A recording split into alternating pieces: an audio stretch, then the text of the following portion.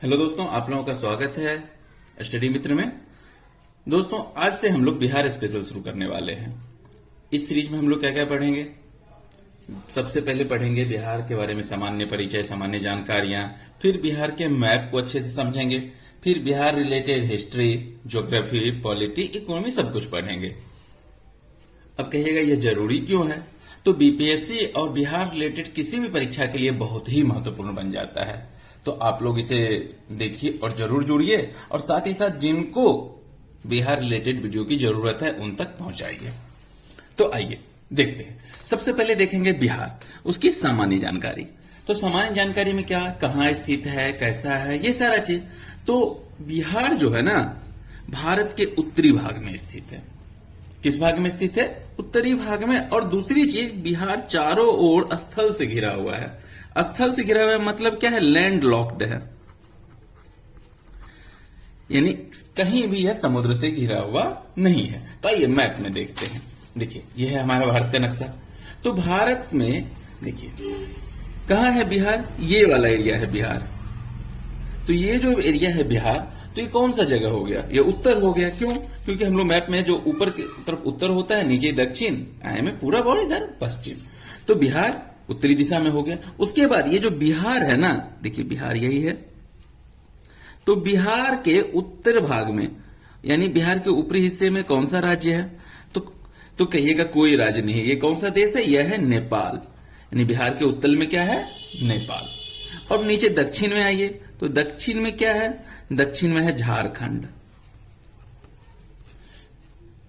उसके बाद पश्चिम में क्या है? उत्तर प्रदेश। और पूरब में पश्चिम बंगाल है। तो इस तरह से हमने देखा कि बिहार के चारों तरफ कौन कौन सा राज्य है। अब देखिए, बिहार जो है इसका अक्षांशीय विस्तार, क्योंकि पृथ्वी पर किसी भी चीज का विस्तार हम लोग कैसे बताते हैं? अक्षांशीय विस्तार के रूप में बताते हैं। तो बिहार का अक्षांशीय विस्तार क्या है? यह उत्तरी अक्षांश के बीच स्थित है।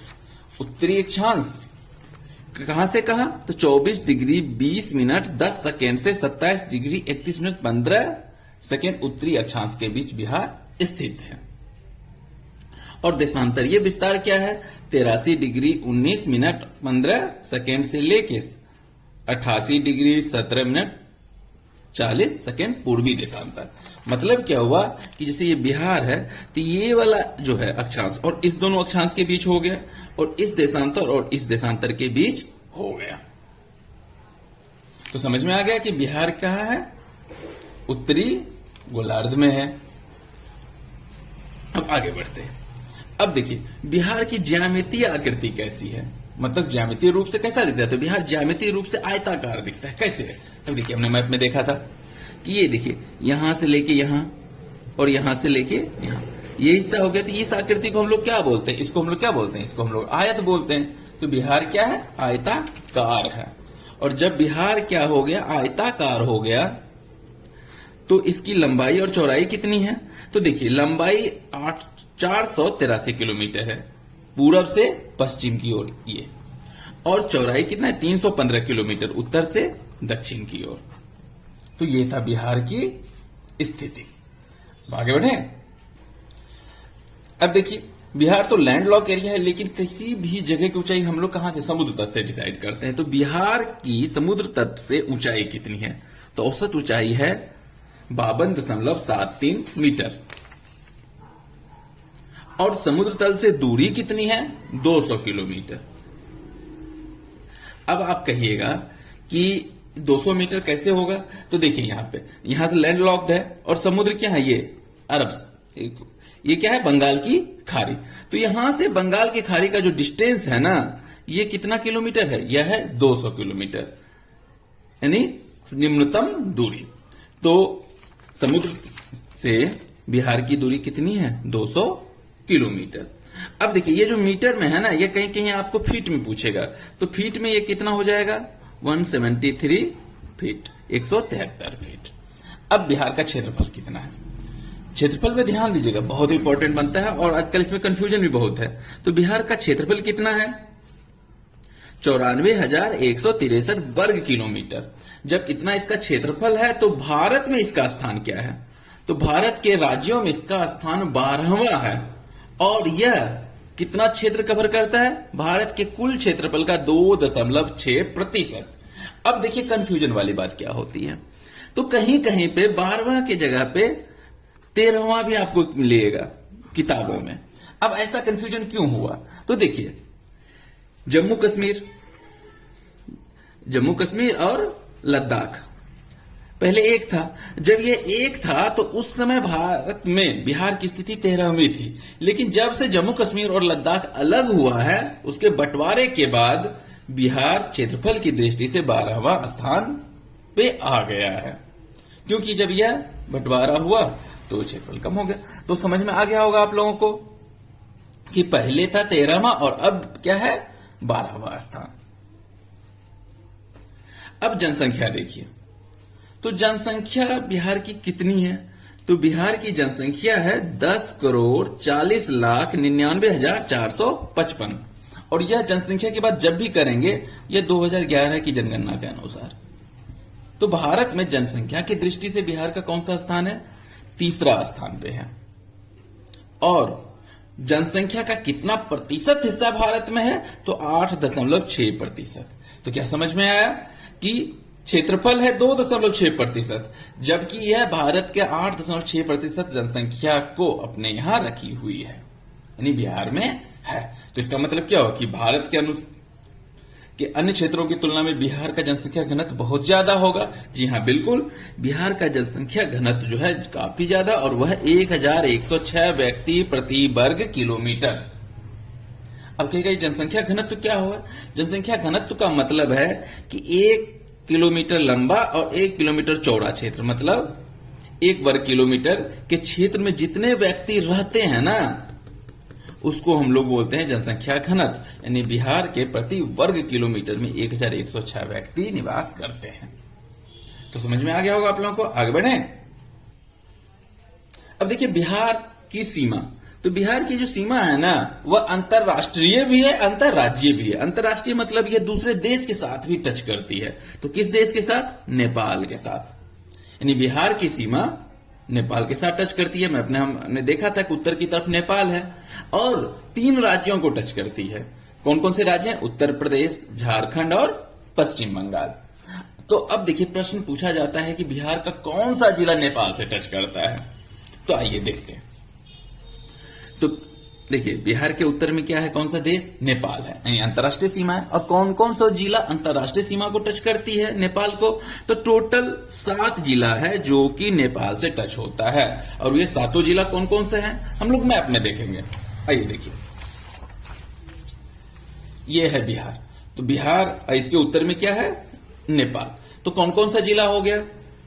पश्चिमी चंपारण, पूर्वी चंपारण, सीतामढ़ी, मधुबनी, सुपौल, अररिया और किशनगंज।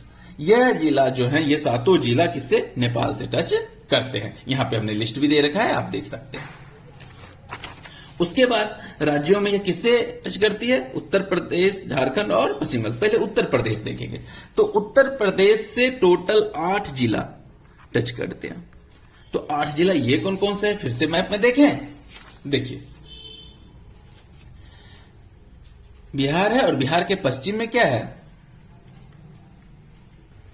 पश्चिम में है उत्तर प्रदेश। तो उत्तर प्रदेश को देखिए, एक तो वेस्ट चंपारण, पश्चिमी चंपारण, गोपालगंज, सीवान, सारण, भोजपुर, बक्सर, कैमूर और रोहतास। ये 8 जिला जो है, जो किससे टच करता है? उत्तर प्रदेश से इसकी सीमा लगी हुई है। अब देखते हैं झारखंड। झारखंड जो कि बिहार के कहां है? दक्षिण में। तो यह भी 8 जिला को टच करता है, यानी इसकी सीमा 8 जिला से लगी हुई है। ये 8 जिला कौन कौन से हैं देखें तो नीचे की तरफ देखिए, ये हो गया ना दक्षिण में। दक्षिण में कौन सा राज्य है? झारखंड। तो कौन कौन सा जिला है? सबसे पहले रोहतास, औरंगाबाद, गया, नवादा, जमुई, बांका, भागलपुर और कटिहार। ये जिला जो है 8 जिला, जिसकी सीमा देखिए यहां किससे टच कर रही है? झारखंड से। तो हमें इसे याद रखना है। उसके बाद पूर्व में कौन सा है? पश्चिम बंगाल। तो पश्चिम बंगाल के मात्र 3 जिला जो है जो कि बिहार से टच करती है। देखें, पहला किशनगंज, दूसरा पूर्णिया और तीसरा कटिहार। ये 3 जिला है जिसकी सीमा किससे? पश्चिम बंगाल से टच होता है। तो हमने क्या देखा कि बिहार के कौन कौन से जिला किसी देश और किस राज्य से टच करता है। तो देखिए, बिहार में टोटल कितने जिले हैं? टोटल हैं 18 जिले। और ये जो 18 जिले हैं, ये 18 जिलों को कितने मंडल में बांटा गया है? 9 मंडल में बांटा गया है। तो इस पे हम लोग विस्तार से अगले वीडियो में चर्चा करेंगे। बिहार क्या है ना, एक बाढ़ प्रभावित क्षेत्र है। बिहार राज्य में काफी बाढ़ आती है और यहाँ की 64.41 लाख हेक्टेयर जमीन जो है ना बाढ़ प्रभावित है। और इसमें कोसी नदी को बिहार की शोक कहा जाता है, जो कि आप लोग जानते हो और बहुत महत्वपूर्ण प्रश्न हो जाता है। अब देखिए, बिहार की राजभाषा क्या है? तो बिहार की राजभाषा क्या है? हिंदी और दूसरी उर्दू। बिहार की राजभाषा है हिंदी और उर्दू। अब आगे देखेंगे हम लोग कि बिहार के प्रमुख चिन्ह क्या है। देखिए, बिहार का राजकीय चिन्ह, तो इसे सबसे पहले बिहार का राजकीय चिन्ह क्या है? बोधि वृक्ष है। क्या है? बोधि वृक्ष। और इस बोधि वृक्ष में दोनों तरफ किसका निशान है? स्वास्तिक का निशान रहता है। याद रहेगा, बिहार का राजकीय चिन्ह है बोधि वृक्ष और उसके दोनों तरफ स्वास्तिक का निशान रहता है, जो कि चित्र में साफ दिख रहा है। बिहार का राजकीय वृक्ष क्या है? पीपल। पीपल आप लोग जानते हैं अच्छे से कि कितना महत्वपूर्ण है हमारे लिए। पीपल का वृक्ष बिहार का राजकीय वृक्ष है। राजकीय पशु क्या है? बैल। कहीं कहीं पे पहले देखते होंगे कि राजकीय पशु गौर था, लेकिन अभी राजकीय पशु क्या है? बैल है। राजकीय चिड़िया कौन सी है? राजकीय चिड़िया है गौरैया। राजकीय फूल गेंदा। कहीं कहीं आप लोग कचनार भी देखिएगा, लेकिन अभी राजकीय फूल क्या है? गेंदा है। राजकीय मछली है देसी मांगुर। देखिए, यह है देसी मांगुर, यह है बिहार की राजकीय मछली। और बिहार का महापर्व कौन सा है? तो बिहार का महापर्व है छठ। एकदम याद रखिएगा, बहुत ही महत्वपूर्ण है। अब देखेंगे कि बिहार की राज्य गीत कौन सा है और राज्य प्रार्थना कौन सा है। तो देखिए, बिहार का राज्य गीत है मेरे भारत के कंठार तुझको सत सत नमन बिहार। मेरे भारत के कंठार तुझको सत सत नमन बिहार। और यह बिहार का राज्य गीत कब बना? 21 मार्च 2012 से। अब देखिए, हुआ क्या कि 21 मार्च 2012 को बिहार की 100वीं वर्षगांठ थी, यानी स्थापना की 100वीं वर्षगांठ। तो उसी अवसर पे मुख्यमंत्री कौन? नीतीश कुमार ने अपनाया राज्य गीत को भी और राज्य प्रार्थना को भी। अब देखिए, जो राज्य गीत है इसके रचयिता कौन है? इसके रचयिता हैं सत्यनारायण। और इस राज्य गीत को अपना स्वर दिया है उदित नारायण ने और साधना सरगम ने। और संगीत किसने दिया है? हरि प्रसाद चौरसिया और शिव कुमार ने। और राज्य प्रार्थना क्या है बिहार की? मेरी रफ्तार पर सूरज की किरणें नाज करें, ऐसे परवाज दे मालिक की गगन नाज करे। और इसके रचयिता कौन है? M.R. चिश्ती। तो अगर आपसे पूछा जाए कि कब बिहार के राज्य गीत को अपनाया गया, कब? 21 मार्च 2012। किस अवसर पे? बिहार की स्थापना के 100वीं वर्षगांठ के अवसर पे। आगे बढ़े। अब देखिए, बिहार जो है ना, इसका प्राचीन नाम क्या था? मगध था। लेकिन अभी हम लोग क्या बोलते हैं? बिहार। तो यह बिहार नाम कैसे आया? तो यह बिहार आया विहार से। विहार का ही अपभ्रंश बनते बनते क्या हो गया? बिहार हो गया। अब क्यों बिहार कहा जाता था? क्योंकि बिहार में विहार की संख्या बहुत अधिक थी। ये विहार क्या होता है? बौद्ध भिक्षुओं के रहने का स्थान, यानी बौद्ध धर्म के जो सन्यासी जहां रहते हैं ना, उसे क्या बोलते हैं? बिहार। और बिहार में इसकी संख्या काफी अधिक थी, इसीलिए इस क्षेत्र का नाम क्या हुआ? बिहार।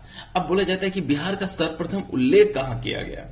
तो बिहार का सर्वप्रथम उल्लेख किया गया शतपथ ब्राह्मण में। यानी कौन सी किताब में? शतपथ ब्राह्मण में। याद रखिए, ये बहुत ही महत्वपूर्ण है। इसके अलावा 13वीं शताब्दी में तबकाते नासिरी में भी किया गया था। अब देखिए, बिहार निर्माण के चरणों को देखते हैं कि कैसे कैसे बिहार स्वरूप में आया। तो देखिए, 1580 में अकबर ने सबसे पहले बिहार को एक प्रांत के रूप में गठित किया था। यानी बिहार को प्रांत के रूप में गठित करने वाला पहला शासक कौन था? अकबर। लेकिन उसके बाद फिर बिहार क्या हो गया? बंगाल का हिस्सा हो गया। वह बंगाल का हिस्सा हो गया। फिर क्या हुआ, आप लोगों को याद हुआ कि बंगाल विभाजन हुआ कि बंगाल का दो हिस्सा हो गया, एक पूर्वी बंगाल और एक पश्चिमी बंगाल। तो उसमें फिर बिहार पश्चिमी बंगाल का हिस्सा था और फिर बिहार के रूप में इसका गठन किया हुआ 22 मार्च 1912 ईस्वी को। इसीलिए 22 मार्च को हम लोग बिहार दिवस के रूप में मनाते हैं, याद रहेगा। अब हुआ क्या था कि 12 दिसंबर 1911 को याद होगा कि दिल्ली दरबार का आयोजन किया गया था और उसी दिल्ली दरबार में जॉर्ज पंचम ने घोषणा किया था बिहार के बंटवारे की बात। तो अब देखिए, बहुत महत्वपूर्ण प्रश्न बन गया कि बिहार दिवस कब मनाया जाता है? 22 मार्च को। क्यों? क्योंकि 22 मार्च 1912 को ही बिहार अलग हुआ था। अब देखिए, उस समय जो बिहार अलग हुआ था ना, उसमें बिहार भी था, आज के समय का उड़ीसा भी था और आज के समय का झारखंड भी मिला हुआ था। ये तीनों एक साथ था बिहार। तो फिर बिहार से उड़ीसा कब अलग हुआ? 1 अप्रैल 1936 को उड़ीसा अलग हो गया, ठीक है।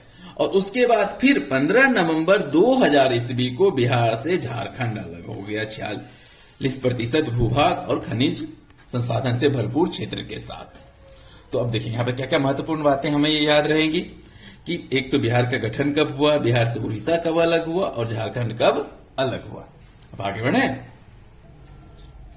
अब देखिए बिहार, तो अब हम लोग देखेंगे बिहार में किस तरह की विधानमंडल है। तो बिहार में द्विसदनीय विधानमंडल है। द्विसदनीय का मतलब हो गया कि बिहार में विधानसभा भी है और विधान परिषद भी है। बिहार के अलावा भारत के अन्य कई राज्यों में भी द्विसदनीय व्यवस्था है। तो ये आप लोगों के लिए एक क्वेश्चन था कि आप लोग कमेंट करके बताइए कि भारत के अन्य किन किन राज्य यानी कितने राज्यों में और किन किन राज्यों में द्विसदनीय व्यवस्था है, जरूर कमेंट कीजिएगा। अब देखिए, बिहार विधानसभा में वर्तमान में 243 सदस्य हैं और 243 सदस्य में से आरक्षित सदस्य कितने हैं? तो अनुसूचित जाति यानी एससी के लिए 40 सीट और अनुसूचित जनजाति एसटी के लिए 2 सीट है, याद रखिएगा। और इसमें से ये जो 2 सीट अनुसूचित जनजाति के लिए वह है कटेरिया और मनिहारी। यह प्रश्न पूछा जाता है, तो याद रखिएगा कि एसटी के लिए जो 2 सीट आरक्षित है उसका नाम भी आपको याद रखना है। और विधान परिषद में बिहार में कितना सदस्य है? 75 सदस्य है।